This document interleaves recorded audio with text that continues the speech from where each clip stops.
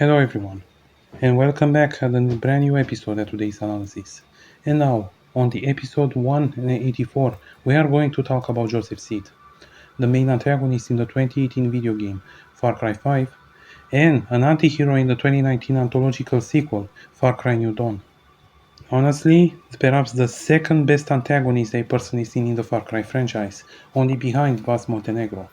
And Joseph Seed is pretty much a religious zealot who genuinely believes that he's saving the people that he's hurting. And in this episode, we're going to talk all that we know about him throughout the lore of both games to better understand Joseph Seed and why he became the father. And now, let's start. Apparently, according to the lore of the games, Joseph Seed was born in Rome, Georgia, in the United States, circa around 1976. And he was born as the middle child of the Seed family, as he had an older brother in Jacob Seed and a younger brother in John Seed. And unfortunately, for some reasons who are unknown, they were all abused by their parents and were regularly beaten and taken out, with Joseph being the one who primarily stepped in to take the beatings for his siblings. And upon adulthood, all brothers went on their own way, as Jacob joined the US military and fought in the Gulf War during Operation Desert Storm in 1991, which traumatized him and caused him to go rogue on the US government, while John Seed tried his best to become a publicity figure, and that unfortunately backfired. But Joseph has moved into Hope County, Montana, where he married with a woman named Faith and was about to have a child with her. But unfortunately, one day when his wife went to visit a friend, she got into a car crash that ultimately took her life. But their unborn daughter was actually about to leave, as she was taken to hospital to see her. But as Joseph heard a voice in his head that told him to take out the tube and kill his own unborn child, Joseph believed that that is the voice of God, and so he did so and killed his own unborn daughter. And with this move, Joseph has finally lost it and became a religious maniac that we see in the games. And he created a cult known as the Project at Eden's Gate, or Peggies as they are called, in order to take over Hope County. And he recruited his siblings, so as Jacob has come to train the military branch of the cult, while John has become his publicity figure. And a new member of the family arrived into a young teenage girl, who now came to be known as Faith Seed, who became like an adopted sister. Joseph saved her and made her into the head of the Bliss facility, a Bliss being a substance that is used by the cult to brainwash its subjects. And now, Joseph and his army and his siblings all have become the de facto leaders of whole county, and they took over the town and forcefully recruit anybody who tries to resist them. And now, circa around 2018, the US government sent the sheriff, the marshal, and many others, including the protagonist known as Rookie, the sheriff's deputy, in order to deal with the cult. And as they failed, the Rookie, the main protagonist, has come to become the leader of the resistance in trying to free Hope County from the Seed family. And throughout this whole ordeal, he managed to kill Joseph's siblings and take down the cult one by one.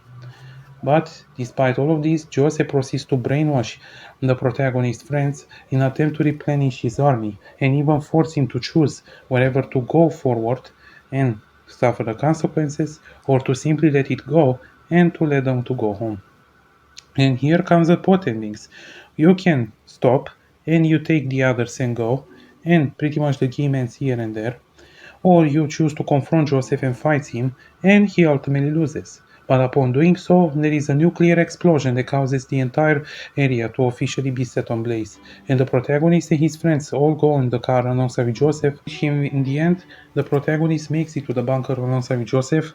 His friends are dead, and Joseph managed to survive alongside with him and proceeds to brainwash him into making him on his side. And now, as the years went by after the nuclear fallout, now Joseph and his surviving followers have all went together in order to establish a community known as the New Eden, in which choose to live in peace alongside into the new post-apocalyptic world with their neighbors. And Joseph has now officially has become the de facto leader of this community. And he fathered a son at some point with one of his followers named Ethan Seed, who unfortunately was very envious on Joseph and pretty much everything he managed to achieve, and on anyone that he seems to be better than him, and wanted to follow his footsteps and become the leader of New Eden one day. But unfortunately, a new problem arrived into an organization known as the Highwaymen, led by the twins, Lou and Mikey, who have come to torment the post-apocalyptic Hope County, including the Prosperity Movement, the descendants of the Resistance. And so Joseph went into a self-imposed exile hoping to find an answer. And he found that answer in the year 2035, at 17 years after World War III, when the man known as the Captain of the Prosperity, the new protagonist, found Joseph, and Joseph gave him the Apple of Eden. An apple of sorts that makes somebody stronger of sorts or reveal who they really are. But I like to believe that that is more like radiation waste, in order to gain a chance to defeat Nulwe Mikey. But Ethan has grown very jealous and envious over this, and he ended up betraying New Eden to the Highwayman. But eventually, as the protagonist triumphed, so unfortunately, the Highwayman has completely destroyed New Eden, and as he took the apple and became a monster, the protagonist had to kill him to stop his rampage and put him down. And now Joseph Seed, seeing everything he had accomplished in his life ruined and his family now extinct, finally got with full remorse over all the horrible things he has done. And now, before continuing, to stop and ask, is Joseph Seed evil? And I want to put this question because while it's an undeniable fact that this man is a psychopath, in my personal eyes, this guy might be perhaps the most sympathetic antagonist in the entire Far Cry franchise.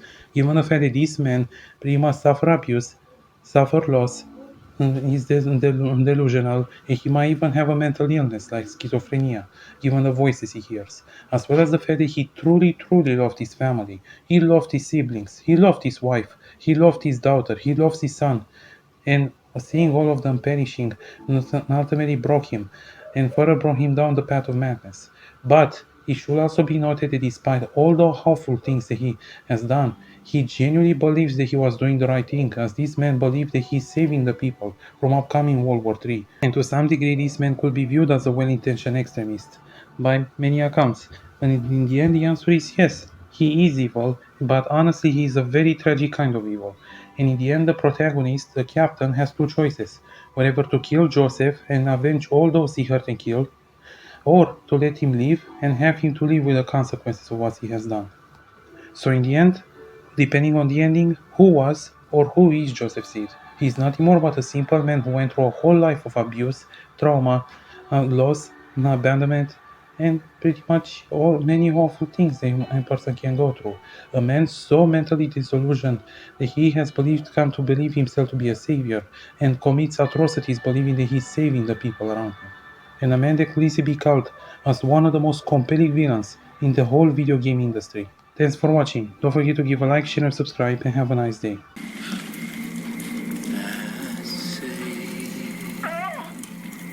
Come in, over.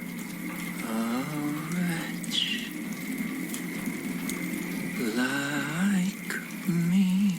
Please, are you there? Is somebody there? Please. I told you.